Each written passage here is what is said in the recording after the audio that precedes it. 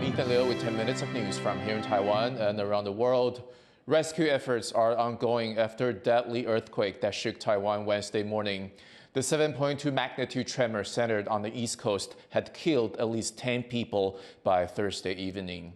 Hundreds of people remain trapped and dozens are missing in Taroko Gorge, a mountainous region and popular tourist spot just outside of Hualien City. Crews are working to clear debris from the roads along the east coast and restore access to the worst affected areas. Wednesday's tremor was the biggest to hit Taiwan since the quake in 1999 that killed over 2,400 people. What would happen if China invaded Taiwan? Well, experts from a U.S. think tank in Washington, D.C. have developed a war game that looks at the most likely possibilities. TaiwanPlus was given exclusive access. Jaime Okan reports in this two-part series. The year is 2026, and China has decided to invade Taiwan. That's the scenario in this war game being run by a think tank in Washington, D.C. For decades, Beijing has threatened to bring Taiwan under its control and hasn't ruled out a full-scale invasion to do so. That's why security officials and analysts use war games like this one to simulate different scenarios and see how a conflict could play out. But when we put this invasion scenario together, our argument was that this was not necessarily going to be the future, but because of the Chinese military buildup and its rhetoric, it was plausible to look at invasion. Mark Kansian's a retired colonel from the U.S. Marine Corps and one of the leads of this project. He says concerns over a possible war in the Taiwan Strait motivated him to develop this war game to provide insight on how to both prevent and prepare for a potential conflict.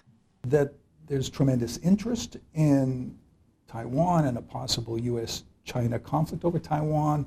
So the opportunity to provide an analysis, a war game that could look at this in depth over many iterations, many different scenarios arose, and that's where this project came from. So the United States can use Kadena. There are 3 boards on the table, one that shows Chinese forces, one with a map of Taiwan, and another with U.S. and Japan forces. The game uses different colored pieces to represent the different militaries and their weapon systems. What you see here is a map of Taiwan, and the green units are the Taiwanese army. This is where they actually are. You can see that most of their combat power is up in the north, near the capital. The game is set up to align each military's pieces with its arsenal, and with a move from China, the game begins. Each turn or roll of the dice translates to just over 3 days of real-life conflict. In this demonstration, Mark and his team are playing out the base case scenario, or what they say is most likely to happen, and the simulation makes 4 assumptions. Number 1, China has decided to launch an all-out amphibious invasion. Number 2, Taiwan resists vigorously.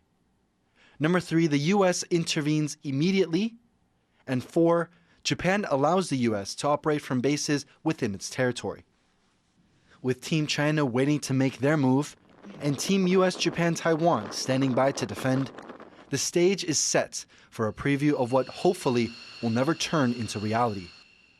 Devin Tai, Eric Tai, and Jaime Okan for TaiwanPlus. Rising temperatures are biting into lychee and longan harvests in southern Taiwan. Farmers in Yunlin County say certain varieties could see a 20% drop in yields. Yunlin cultivates tens of thousands of lychee and longan plants, but unusually high temperatures in February mean that fewer are flowering this spring. The Agriculture Ministry has made relief funds available for affected farmers. Indigenous cultures across Taiwan often face existential threats to their customs and languages.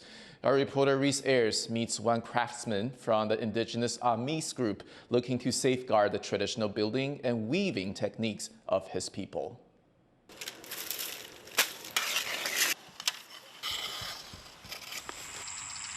In a house he built with his own 2 hands, weaver Chen Hao-yi, named Akach in his indigenous language, painstakingly crafts baskets and accessories using materials he foraged from the woods nearby, using age-old techniques passed down through generations. 可以用，每一个都可以讲一个小故事。对，这个是我阿公做的，因为放在仓库很久，我就想说拿来给他烟熏一下。这个已经70-80年了。Chen belongs to the Amis, the largest of Taiwan's 16 indigenous groups. He lives in the town of Chenggong, wedged between mountains and sea on Taiwan's southeast coast. Chen's been studying traditional Amis crafts since 2011, learning everything he knows from community elders. His dedication culminated in an ambitious building project that began in 2018. Chen's initial motivation for the project was quite simple. He needed an Amis-style structure as his workshop. But over time, he began to realize the importance of protecting and passing on traditions. 然后做完之后，慢慢的就发现说啊，我底下没有人在学习这些事情，很可惜。然后我现在就觉得说，我要把这些东西传下去。But Chen says more and more young people in indigenous communities across Taiwan are leaving their ancestral homes to pursue better economic opportunities elsewhere. 因为没有办法生活啊，不能赚钱啊，对啊，你没有办法缴房租，没有办法，大家还是得开车子啊。对，那么你没有办法养家的时候，你就不会选择去都市工作，然后你留在这边也没有什么工作机会。Constructions like Chen's workshop are traditionally community projects in Amis culture. So he recruited volunteers online to help him build, and took the opportunity to pass on some of the traditional techniques. During that entire process, he brought me to the mountains to see, so I get to see a more full picture of the culture here, not just the house building process. And that really captivated me.